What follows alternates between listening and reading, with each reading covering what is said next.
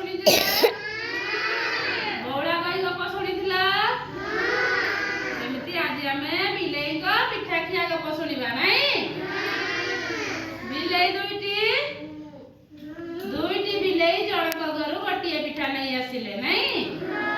ଗୋଟିଏ ପିଠାକୁ ଦୁଇ ଜଣ କିପରି ଖାଇବେ ସେଥିପାଇଁ ଦୁହେଁ କଳି ହେଲେ। ବିଲେଇ ଦୁଇ ଜଣ ଜଣକ ଘରୁ ଗୋଟିଏ ପିଠା ନେଇ ଆସିଲେ।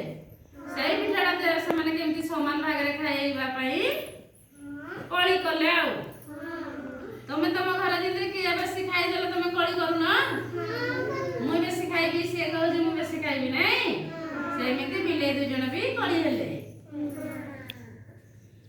ତାପରେ କଣ ହେଲା?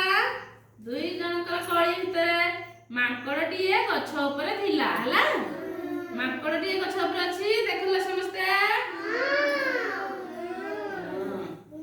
ସେ ଗଛରୁ ଓହ୍ଲେଇ ଆସି ଦୁହିଁଙ୍କ ମଧ୍ୟରେ ପିଠାଟିକୁ ସମାନ ଭାବରେ ବାଣ୍ଟି ଦେବ ବୋଲି କହିଲା। ତାପରେ ତାକୁ କଳି ଦେଖି ମାଙ୍କଡ ସମାନ ଭାବରେ ତମ ପିଠା ମୁଁ ବାଣ୍ଟି ଦେବି ବୋଲି କହିଲା। ହେଲା, ମାଙ୍କଡଟିଏ ନିକିତିଟି ଆଣିଲା। ନିକିତି ଆଣିଛି ପିଠାକୁ ଦୁଇ ଫାଳ କରି ଓଜନ କଲା। ଗୋଟିଏ ଭାଗ ବେଶୀ ଓଜନ ହେଇଗଲା ନାଇଁ? ବେଶୀ ଓଜନ ହେଇଯାଇଛି ଭାଗଟା, ଦେଖିଲ?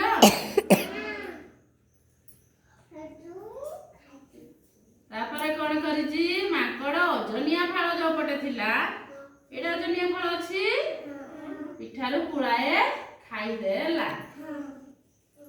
ତାପରେ କଣ ହେଇଛି? ପୁଣି ନିକିତିରେ ଓଜନ କଲା। ଏଥର ଅନ୍ୟ ଫାଳଟି ପିଠାଟି ଓଜନିଆ ହେଇଗଲା ନାଇଁ? ଏଥର ଏପଟ ଫାଳ ଓଜନିଆ ହେଇଗଲା, ଦେଖୁଛ ସମସ୍ତେ? ଓଜନିଆ ହେବାରୁ ମାଙ୍କଡ ସେଥିରୁ ମଧ୍ୟ ପୁଳାଏ ଖାଇଦେଲା।